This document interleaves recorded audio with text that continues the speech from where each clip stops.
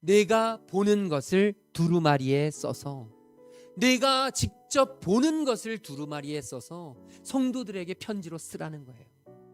요한계시록에서 사도 요한이 우리에게 주시는 메시지는 뭐냐면 직접 보고 경험한 것입니다.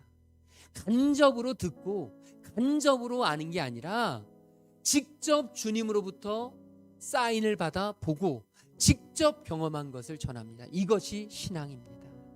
오늘 저와 여러분은 무엇을 전하고 있습니까? 오늘 저와 여러분은 무엇을 이야기하고 있습니까?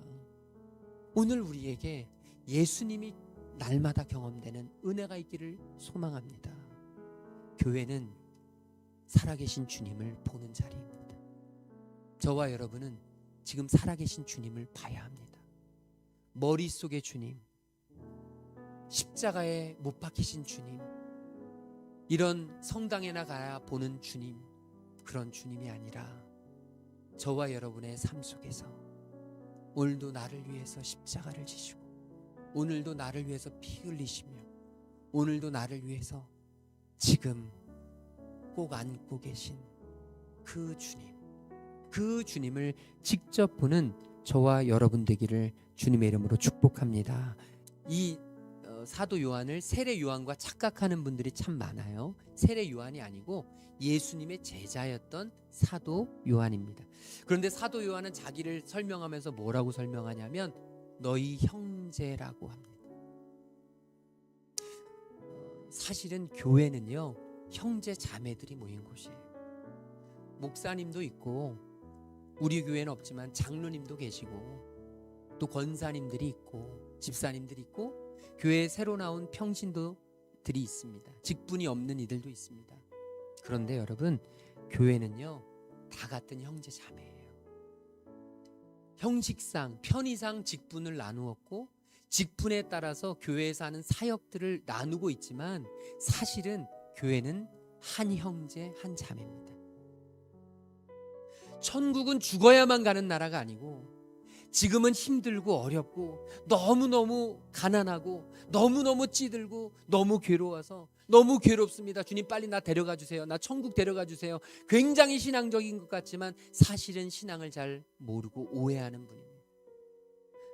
천국은 바로 오늘 이 자리에 있어야 한다는 것이에요. 예수님이 통치하시면 가난해도 행복합니다. 예수님이 통치하시면 여러분 어려운 일이 많아도 감사합니다. 예수님이 통치하시면 무거운 배낭을 지고 가도 든든합니다.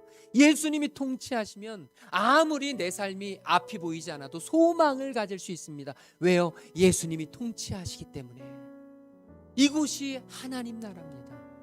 사도 요한은 지금 예수님의 말씀을 받아서 이렇게 전하고 있는 것입니다. 네의 현재의 삶이, 너희들의 삶이 천국이 되게 살아라. 이 위로의 말씀을 소아시아 7교인들에게 보내는 거예요. 오늘 우리에게 보내는 거예요. 지금 받는 환난과 참음, 여러분이 지금 당하고 있는 환난과 인내, 이것이 우리 주님의 나라에 동참하는 귀한 기회가 되어지기를 주님의 이름으로 축복합니다. 요한계시록의 메시지의 핵심은 이것입니다. 나는 처음이요 마지막이다. 나는 알파와 오메가다. 나는 시작과 끝이다. 내가 너의 인생을 붙잡는다.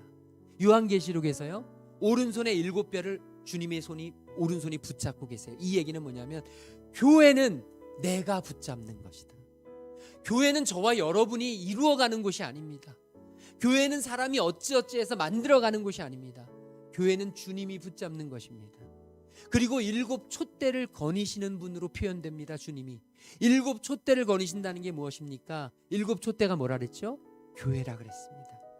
교회는 주님이 거니시는 곳입니다. 교회는 사람들끼리 모여 있다가 잠시 예배 시간이 끝나면 헤어지는 자리가 아니라 이 자리는 주님이 거니시는 자리입니다. 주님이 함께 하시는 자리입니다. 주님이 임재하시는 곳입니다. 주님을 바라보면, 주님을 의지하면 주님이 우리를 책임지신다는 것입니다. 그래서 주님은 말씀하세요. 내가 역사의 주인이다. 로마 황제가 역사의 주인이 아니라 내가 역사의 주인이다. 오늘 우리의 이야기로 하면 이것입니다.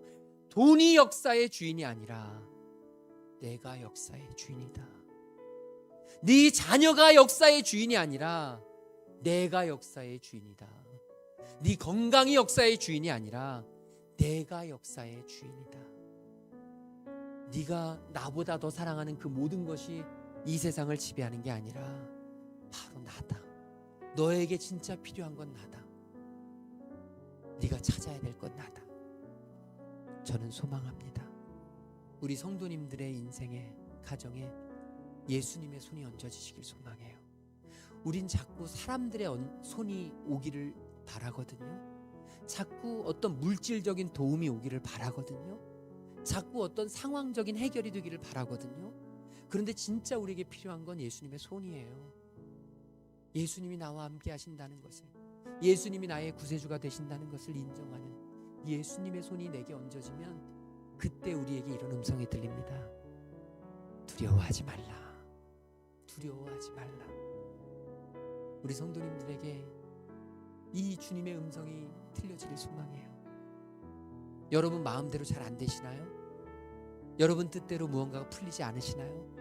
지금 마음속에 이 응어러진 것, 이거 어떻게 해결될지 앞이 하나도 보이지 않으시나요? 사람의 생각으로는 방법이 안 보이고 길이 안 보이죠. 그런데 주님의 오른손이 얹어지면 길이 보여집니다. 주님의 오른손이 얹어지면 그때부터 소망이 펼쳐집니다.